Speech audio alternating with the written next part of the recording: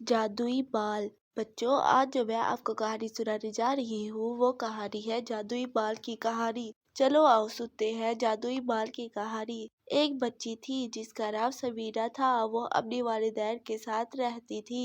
وہ تھے تو بہت امیر مگر سمیرہ کے بال نہیں تھے اور وہ بہت کالی تھی۔ وہ ہر وقت ہر ڈاکٹر کے پاس جاتی اور اپنے بال لگوانے کی کوشش کرتی مگر کوئی بھی بال اس کے سر پہ نہ آتا اور نہ ہی اس کا چہرہ وائٹ ہوتا۔ وہ بہت پریشان رہتی تھی اور سب لوگ اس کا مذاق اڑاتے تھے۔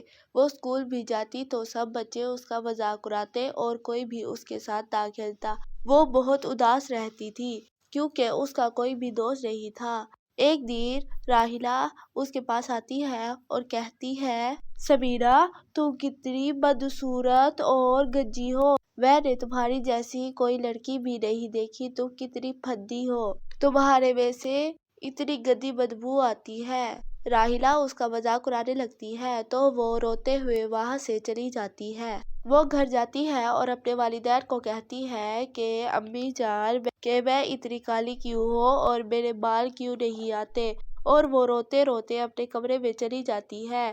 اس کی ماں اور اس کے والد صاحب بہت پریشان ہو جاتے ہیں۔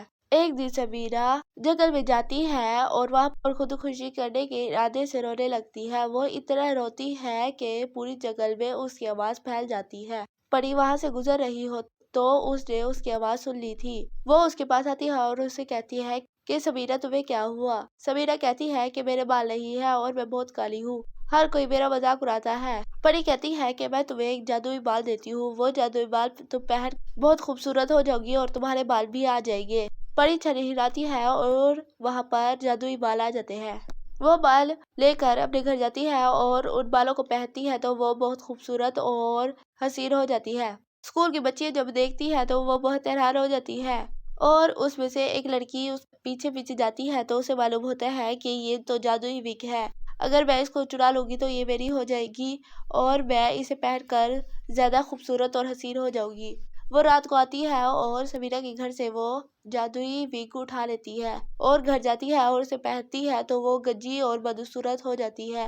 وہ بہت روتی ہے، اتنا روتی ہے کہ رات کو سارے اٹھ جاتے ہیں۔ اسے معلوم ہوتا ہے کہ اس نے جادوئی وگ پہنی ہے اور یہ بہت کالی اور گنجی ہو گئی ہے۔ سمیرہ کو بہت برا لگتا ہے اور وہ اسی پری کو بلاتی ہے اور پری وہاں پر آ جاتی ہے۔ وہ لڑکی کہتی ہے کہ میں نے سمیرہ کے گھر سے اٹھائی تھی اور میں نے جیسے اسے پہنا تو میں گنجی اور بدصورت ہو گئی ہوں۔ پری چھری ہلاتی ہے تو پہلے جیسی ہو جاتی ہے۔ ہمیں کسی کے گھر بھی چوری نہیں کرنی چاہیے اور نہ کسی کا مذاق اڑانا چاہیے۔ آپ کو میری کہانی کیسی لگتی ہے مجھے کمنٹ میں ضرور بتائیے گا۔ And subscribe my YouTube channel and press the bell icon. اگلی کہانی کے لیے انتظار کیجیے گا، تب تک کے لیے اللہ حافظ۔